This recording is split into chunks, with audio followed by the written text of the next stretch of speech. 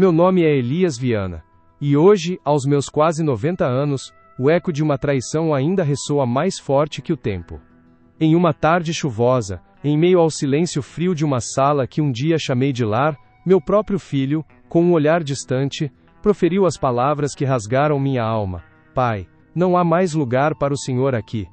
O convite é para você, que busca entender as cicatrizes que a vida impõe, a continuar assistindo e aproveitar para se inscrever, e continuar ouvindo histórias que o tempo insiste em esquecer, mas que nunca se apagam em corações marcados.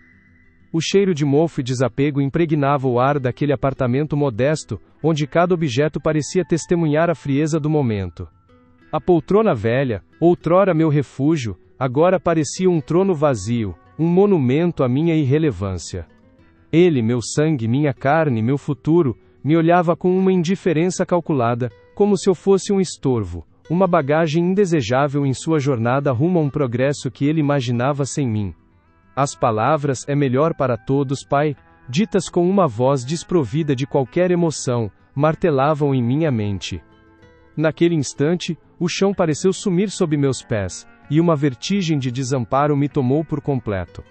A dor da rejeição era um golpe físico, um frio que penetrava os ossos, mais cortante que qualquer lâmina. Senti-me como um objeto descartado, uma peça antiga e sem valor, jogada fora sem cerimônia. A vida, que eu pensava ter vivido com propósito, parecia desmoronar em um amontoado de memórias agora manchadas pela mais cruel das humilhações, um abandono que ecoava feridas muito mais antigas e profundas. Contudo, a verdade é que esta não foi a primeira vez que me vi desamparado, traído por aqueles em quem depositara minha fé e meu futuro. Muito antes de meu filho me virar as costas, a própria lei, o pilar sobre o qual eu havia erguido minha existência, me apunhalou pelas costas, em um Pernambuco árido e esquecido, sob o jugo implacável da República Velha. Aquele tempo, início do século XX, era um palco de sombras, onde o coronelismo desenhava um mapa de miséria e poder absoluto, e a justiça era uma miragem no deserto. O sertão pernambucano, naquele alvorecer do século, era um vasto oceano de poeira e silêncio, onde a voz do povo era abafada pelo eco das chicotadas, e o cheiro de suor e terra seca pairava no ar. Nesse cenário de opressão, o jovem doutor Elias Viana, recém-formado e cheio de ideais, desembarcava na pequena comarca de São Roque. Seus olhos, ainda brilhantes com a esperança da capital, prometiam fazer valer a lei, desconhecendo a teia de aranha, que já prendia cada fio daquela terra sofrida. A fé inabalável do jovem juiz na justiça, forjada em livros e princípios, seria brutalmente estraçalhada diante de uma cena que jamais se apagaria de sua memória: a chacina fria e calculada da família Silva. Poceiros humildes, eles ousaram erguer a voz contra o coronel Ambrósio de Souza Leme, o senhor absoluto daquelas terras, cuja palavra era lei, e cuja crueldade não conhecia limites. A visão dos corpos inertes e do sangue seco na terra vermelha, cravou uma ferida incurável na alma de Elias, que jurou buscar a verdade.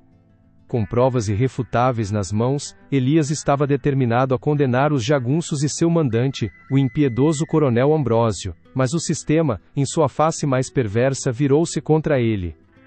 Ordens expressas vieram da capital, do respeitado desembargador Dr. Horácio Guedes, exigindo o arquivamento do caso, a declaração de inexistência de provas, ou pior, a culpa jogada sobre as próprias vítimas. A lei, para a qual Elias jurou lealdade, tornava-se agora o inimigo mais cruel, cúmplice do sangue derramado, e essa traição institucional se tornaria o motor de uma fuga sem volta.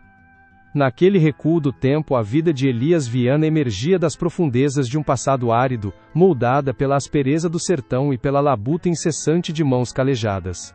Nascido em uma pequena propriedade rural, onde a terra era escassa e o suor abundante, ele conheceu desde cedo o gosto amargo da privação, uma experiência que cravou em sua alma o desejo ardente por um futuro diferente, distante da miséria que via ao seu redor.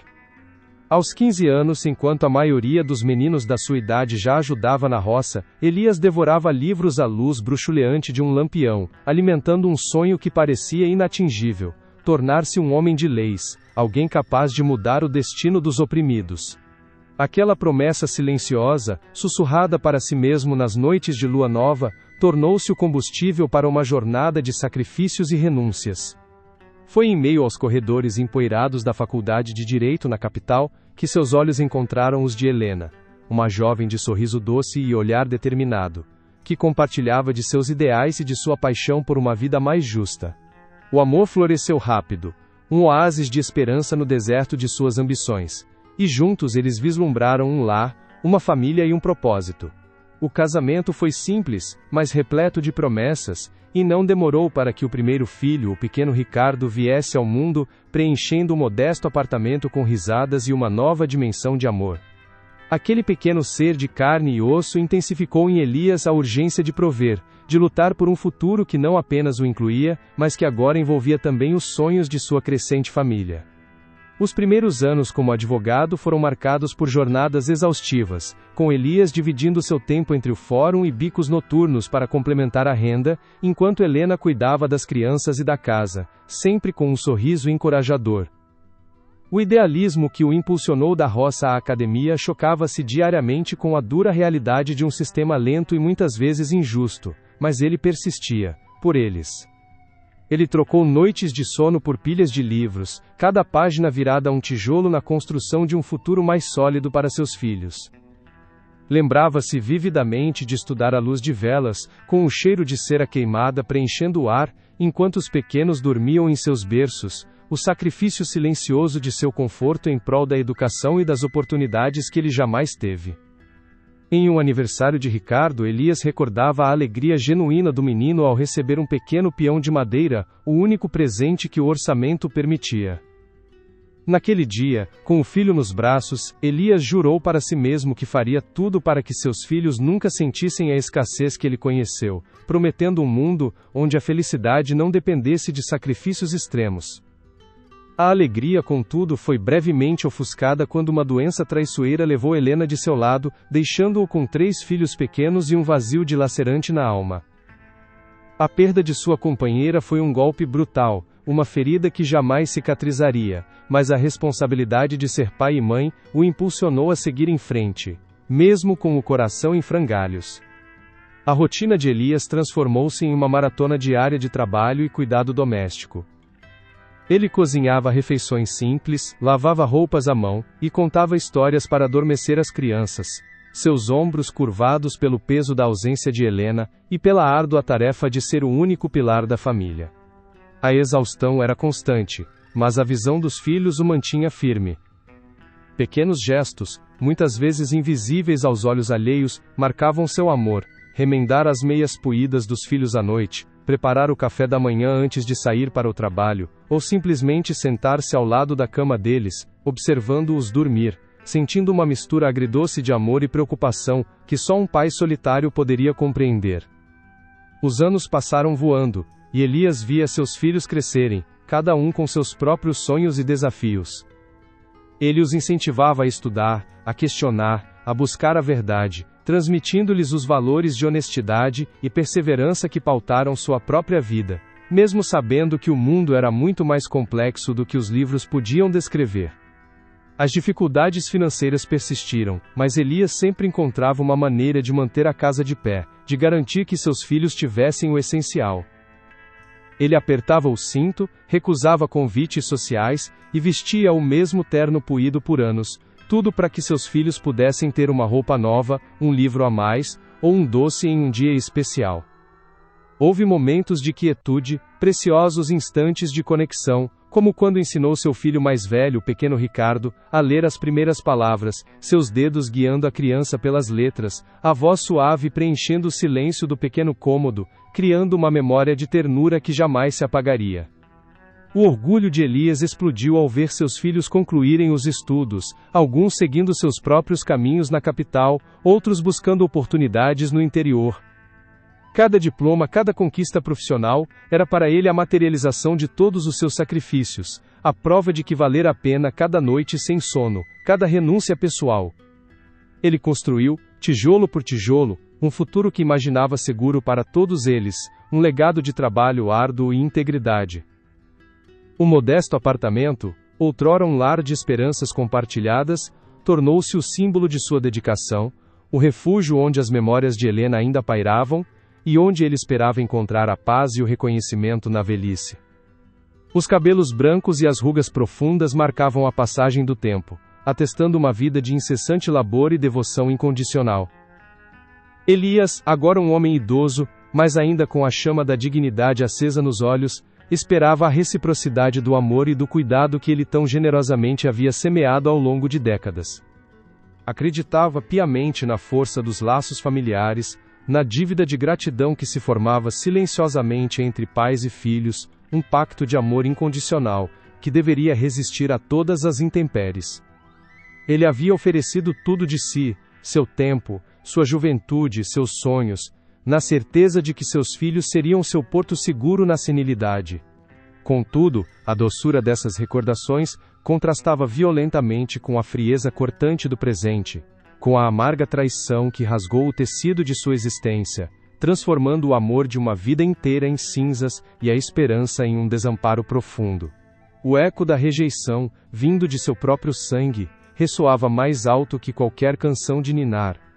Os primeiros sinais da mudança surgiram como sussurros no vento, quase imperceptíveis, mas carregados de um frio pressentimento. A frequência das visitas dos filhos começou a diminuir, as desculpas para a ausência se tornaram mais elaboradas, e a atenção, antes devotada, desviava-se para as complexidades de suas próprias vidas e famílias, deixando Elias com uma sensação crescente de deslocamento em seu próprio lar.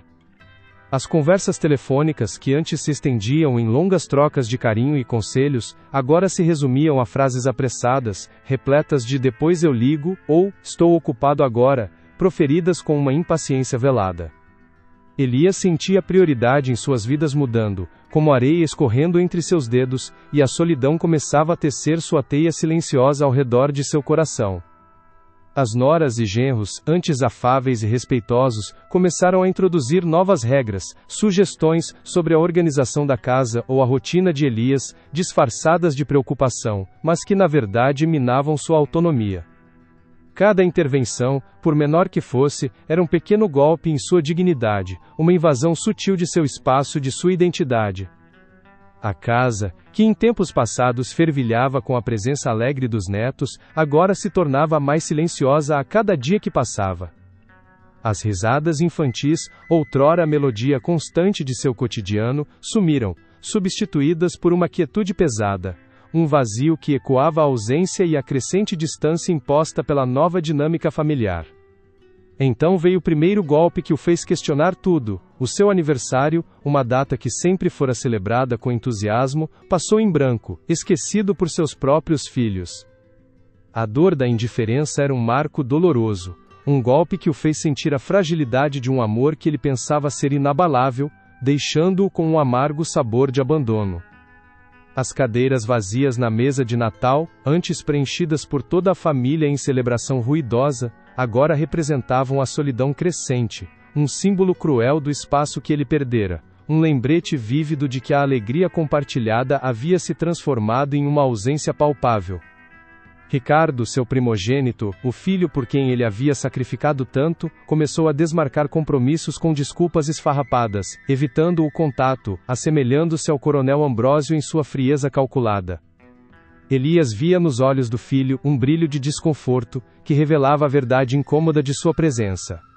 A nora, com um sorriso forçado e uma voz melíflua, sugeriu que Elias ajudasse financeiramente nas despesas da casa, invertendo sutilmente os papéis e transformando seu refúgio em um fardo. Aquela proposta, embora velada, carregava o peso da humilhação, fazendo-o sentir-se um estorvo, e não mais o pilar da família.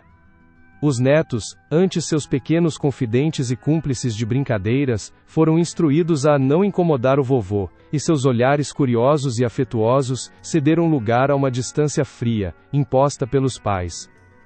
Elias observava seus pequenos amores se afastarem, como navios partindo sem rumo, e sentia o coração apertar a cada adeus. Elias encontrou um bilhete de Ricardo sobre a mesa, informando sobre uma viagem de família sem sequer convidá-lo, e sentiu o mundo desabar sob seus pés. A dor da exclusão era um veneno lento que o consumia, fazendo-o questionar o valor de sua existência. Será que você está sentindo essa dor que me atravessa? Seus conselhos, antes valorizados e buscados com reverência, eram agora ignorados ou recebidos com impaciência, tornando-o um observador silencioso de sua própria desvalorização. A cada palavra não ouvida, a cada ideia descartada, Elias sentia sua voz se esvaindo, sua importância diminuindo gradualmente. Objetos pessoais, memórias preciosas de Helena e de uma vida inteira, começaram a desaparecer sutilmente do apartamento, substituídos por itens modernos escolhidos pelos filhos, como se quisessem apagar seu passado e sua presença, redefinindo o espaço sem consultá-lo. A filha, em uma visita rápida e superficial, sugeriu com voz doce e cheia de falsa compaixão que ele pensasse em um lugar onde pudesse ser mais bem cuidado, plantando a semente do asilo, uma ideia que ecoava como um sino fúnebre em sua mente, enchendo-o de pavor e desamparo. Elias tentava reacender a chama da conexão, contando histórias de sua juventude, das lutas e sacrifícios que fez por eles, mas encontrava apenas olhares vazios e desinteressados, sentindo-se um eco no deserto, suas palavras perdidas no vazio da indiferença de seus próprios filhos. Ao tentar participar de uma conversa familiar, é interrompido bruscamente e um dos filhos sussurra para o outro com desdém. Ele está divagando de novo, um golpe direto em sua dignidade, uma estaca afiada fincada em seu coração que o fez recuar para o silêncio.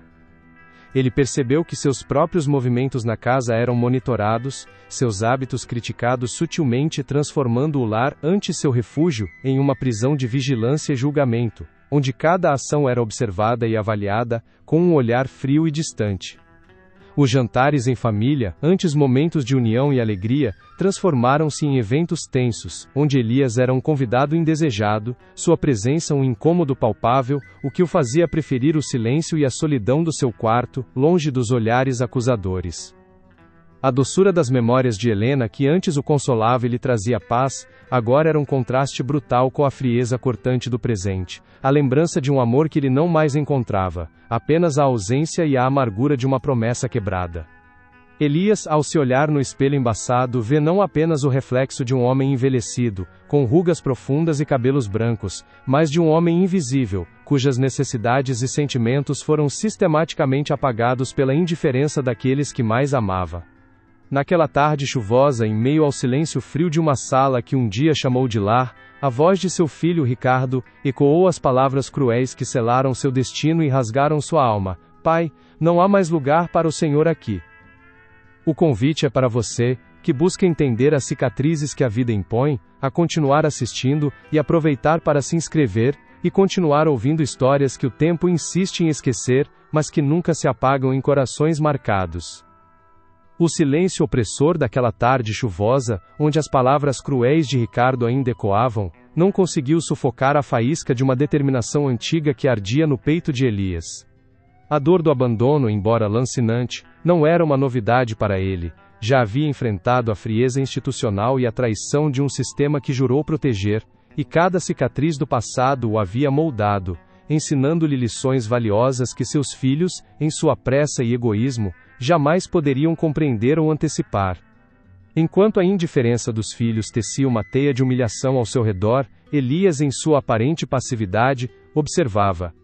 Seus olhos envelhecidos, que já haviam testemunhado a miséria do sertão e a corrupção do poder, agora analisavam a superficialidade de Ricardo e seus irmãos, que o viam apenas como um estorvo, uma relíquia do passado sem valor intrínseco, incapaz de qualquer movimento estratégico. A verdade é que por trás da fachada de um velho fragilizado, existia uma mente afiada, forjada na adversidade e na luta por justiça, mesmo quando esta parecia uma miragem distante. A experiência de ter seu idealismo estraçalhado em Pernambuco, ao ser traído pela própria lei que defendia, cravou em Elias a certeza de que a verdadeira segurança residia na autonomia, em um refúgio que ninguém pudesse confiscar ou corromper. Foi a morte de Helena, sua amada esposa, que solidificou essa convicção, transformando a precaução em uma promessa silenciosa. Diante do vazio deixado por sua partida, Elias jurou que, acontecesse o que acontecesse, seus filhos teriam um pilar de segurança, uma base sólida que ele, com sua sabedoria e sacrifício, construiria para além do alcance de qualquer infortúnio ou traição. Ele recordava as noites em que, Com os filhos pequenos adormecidos, vasculhava jornais antigos e mapas empoeirados, buscando informações sobre pequenas propriedades rurais no interior de Pernambuco, distantes dos olhos dos coronéis e da cobiça da capital. Não era apenas um investimento financeiro, era um ato de resistência, um acúmulo de esperança em um futuro incerto. Anos de economia austera, de pão com manteiga e roupas remendadas, transformaram-se em pequenos depósitos discretos, em negociações sigilosas com tabeliães de confiança no sertão. Cada centavo poupado, cada renúncia pessoal, era um tijolo na construção de um legado invisível, uma fortaleza contra os vendavais da vida que ele sabia que, um dia, poderiam soprar. Os filhos, imersos em suas carreiras e na busca incessante por um status que julgavam merecer, nunca se deram ao trabalho de olhar além da superfície, de questionar a origem daquela resiliência silenciosa do pai. Eles viam um homem velho preso ao passado, sem perceber que o passado, para Elias, era a fonte de sua mais profunda e calculada sabedoria. O segredo, meticulosamente guardado sob o véu de uma vida de aparente simplicidade, não era um tesouro de joias ou uma fortuna em ouro, mas algo muito mais valioso em sua essência. Uma fazenda de gado de corte, com 200 hectares de terra produtiva no agreste pernambucano, adquirida em parcelas e registrada em nome de uma empresa fantasma sob seu controle total. Avaliada em aproximadamente R$2.500.000, uma quantia impressionante para a época de sua aquisição e que se valorizou exponencialmente com o tempo, essa propriedade representava não apenas um patrimônio substancial, mas a materialização da previsão de Elias, um testamento de sua capacidade de planejamento e de sua desconfiança no sistema. Naquele instante de profunda humilhação, enquanto Ricardo proferia as palavras de descarte, Elias sentiu uma reviravolta sutil, um tremor interno que não era de dor, mas de poder. A sensação de ser uma vítima passiva desapareceu, substituída pela fria certeza de um estrategista que, por décadas, havia movido peças em um tabuleiro que seus oponentes sequer imaginavam existir. Seus filhos, com suas vidas apressadas e materialistas, haviam construído castelos de areia sobre a presunção de sua própria inteligência e a fragilidade do pai. Eles acreditavam que a modernidade e a juventude eram sinônimos de sabedoria, sem perceber que a verdadeira inteligência se nutre da experiência, da paciência e da capacidade de ver além do horizonte imediato. A fazenda, com seu gado robusto e suas terras férteis, era o seu porto seguro, o seu plano B, a sua resposta silenciosa a um mundo que já o havia traído tantas vezes. Era a prova de que ele, Elias Viana, não era um fardo, mas um homem de recursos, um estrategista que havia garantido sua própria liberdade muito antes de ser encurralado. Cada desculpa esfarrapada, cada gesto de desprezo, cada tentativa de diminuir sua dignidade agora reverberava no peito de Elias com um novo significado. Eles estavam subestimando não apenas um pai, mas um homem que havia enfrentado o coronelismo e a corrupção, um homem que sabia como operar nas sombras e proteger o que era seu. Ele os observava, seus movimentos calculados, suas palavras vazias. A avareza e a falta de gratidão de Ricardo e seus irmãos eram tão transparentes quanto a água do riacho seco de sua memória. O segredo que guardava não era apenas uma reserva financeira, era um espelho moral, um reflexo da distância abissal entre seus valores e os deles. A dignidade que parecia ter sido arrancada dele na sala de estar, agora ressurgia, não como um grito de revolta, mas como um sussurro de poder. Elias sentia a força de sua autonomia, a certeza de que a justiça, embora por vezes lenta e tortuosa, ainda poderia ser alcançada, e que ele seria o arquiteto de seu próprio destino. Um sorriso quase imperceptível tocou seus lábios secos, um misto de melancolia e triunfo, enquanto ele observava o filho sair fechando a porta com um estrondo que para Ricardo simbolizava o fim, mas para Elias, era o início de uma nova e calculada jornada. A verdadeira batalha estava apenas começando, e ele, o velho juiz, estava pronto para jogar. Ele não era mais a vítima, era o estrategista. Aquele apartamento frio e vazio, outrora um calabouço de sua humilhação, agora se transformava em seu quartel-general, um lugar de onde ele orquestraria a reversão de sua sorte, revelando a seus filhos que a sabedoria de uma vida não se mede em bens materiais, mas na capacidade de prever e resistir. A imagem de um velho juiz, sozinho em sua poltrona, mas com um olhar que continha décadas de experiência e uma inteligência subestimada, pairava no ar. A chuva lá fora batia na janela, mas dentro, uma tempestade silenciosa de estratégia e retribuição começava a se formar, prometendo uma justiça que, para seus filhos, seria tão inesperada quanto avassaladora. Elias, após a partida de Ricardo, não sentiu o peso do desespero, mas sim a clareza cortante de uma decisão há muito gestada. Aquele apartamento, outrora um santuário de memórias, tornara-se agora o palco de sua humilhação final, um espaço que ele precisava desocupar não por imposição, mas por vontade própria, para reaver a autonomia brutalmente roubada. Sua mente, afiada pela experiência e pela dor, traçou o caminho para uma paz que seus filhos, cegos pela ambição, jamais poderiam compreender ou oferecer, buscando apenas a dignidade. Nos dias que se seguiram, Elias moveu-se com a precisão de um relojoeiro, cada passo calculado e invisível aos olhos alheios. Ele contatou discretamente um advogado de confiança, um homem honesto que conhecia sua história e seus princípios, para iniciar os trâmites de venda do apartamento. Paralelamente, revisou seu testamento, um documento que agora refletiria não a esperança ingênua de um pai, mas a sabedoria amarga de um homem que aprendeu a proteger a si mesmo, selando o destino de sua herança de forma irrevogável. A fazenda no agreste pernambucano, seu refúgio secreto e o fruto de décadas de sacrifício, seria agora seu verdadeiro lar, o bastião de sua velhice. No Novo Testamento, Elias destinou a maior parte de seu patrimônio, incluindo a fazenda e o valor da venda do apartamento, a instituições de caridade dedicadas à educação de jovens carentes no sertão, ecoando seu próprio passado de privações e sua crença no poder transformador do conhecimento. Aos filhos, uma parcela simbólica, um lembrete silencioso do que perderam. A venda do apartamento foi rápida, mediada por um agente imobiliário que desconhecia a complexidade emocional da transação. Elias observou os compradores, uma jovem família cheia de planos, sentindo um misto agridoce de alívio, e uma pontada de saudade de um tempo que não voltaria. Não houve confrontos nem palavras ásperas, apenas a fria execução de um plano que visava libertá-lo de um passado que insistia em sufocá-lo, garantindo a tranquilidade de seus dias derradeiros. Com os recursos em mãos, Elias partiu para o agreste, para a fazenda que era mais que uma propriedade, era um retorno às raízes, à terra que o moldou, e onde a justiça, embora brutal, era mais clara. A brisa do sertão, o cheiro da terra molhada após a chuva e o mugido distante do gado eram a sinfonia de sua nova vida, um contraste abissal com o silêncio opressor do apartamento na capital, onde a indiferença reinava soberana e sem escrúpulos. Lá, sob o céu vasto e impiedoso de Pernambuco, Elias reencontrou sua verdadeira essência.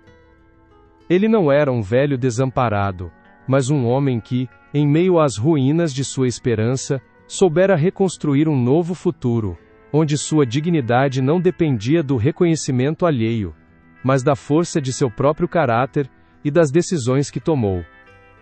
Sua vida, marcada por lutas e traições, era um testemunho da resiliência humana, um legado de integridade que o tempo não apagaria.